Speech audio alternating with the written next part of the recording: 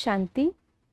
आज 30 जुलाई 2025 है और आज बाबा हमें मनसा वाचा कर्मणा सबको सुख देने वाला सुखदेव बना रहे हैं।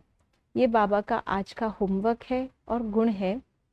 इसी के साथ साथ सुनते हैं आज के बाबा के अव्यक्त इशारे। निमित्त बने हुए बच्चों को विशेष अपने हर संकल्प के ऊपर अटेंशन देना चाहिए।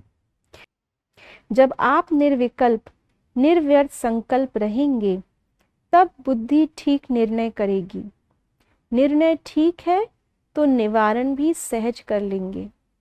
निवारण करने के बजाय अगर आप ही कारण कारण कहेंगे तो आपके पीछे वाले भी हर बात में कारण बताते रहेंगे। आज बाबा ने हमें निमित्त की वैल्यू बताई है। निमित्त का मतलब अधिकार नहीं, लेकिन निमित्त का मतलब बहुत बड़ी जिम्मेवारी होती है। जैसे ब्रह्मा बाबा को हमेशा ये ध्यान रहता था कि मैं प्रजापिता हूँ, मैं इन सब बच्चों के निमित्त हूँ। शिव बाबा ने मुझे यज्ञ की जिम्मेवारी दी है, ब्रह्मा द्वारा यज्ञ रचा है। ऐसे ही मम्मा को भी याद रहता था, दादियों को भी। तो हम ब्राह्मण बच्चे भी इस समय पर यज्ञ की संभाल कर रहे हैं और बाबा ने हमें ब्राह्मणों की वैल्यू बताई है। हम कोई जाति वाले ब्राह्मण नहीं है, हम वो शिववंशी ब्रह्मा मुख वंशावली ब्राह्मण आत्माएं हैं जो कि नई दुनिया की शुरुआत करने के निमित्त हैं। जो विधि जो विधान इस समय पर ब्राह्मण आत्माएं रचती हैं वही फाउंडेशन बन जाता है पूरे कल्प का। सतयुग आदि से लेकर के कलयुग अंत तक बीच में कभी भी हमें कुछ चेंज करने का मार्जिन नहीं मिलता। अगर हम कुछ प्रोग्रामिंग कर सकते हैं पूरे कल्प की, अपने भाग्य की, संसार की, तो वो सिर्फ और सिर्फ अभी संगम युग पर है।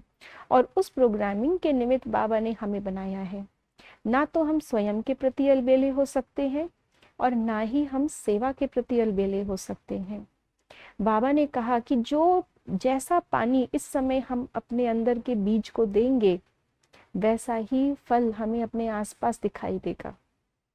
अगर हम इस समय पर व्यर्थ संकल्पों में रहेंगे, विकल्पों में रहेंगे, तो पूरे संसार के अंदर के व्यर्थ को हम समाप्त नहीं कर सकते। अगर हम अभी तक निर्विकारी नहीं है तो विकारों को इस सृष्टि से हम समाप्त नहीं कर सकते। बाबा ने तो ये तक भी कहा है कि भक्ति का आधार भी हम अभी ही बना रहे हैं।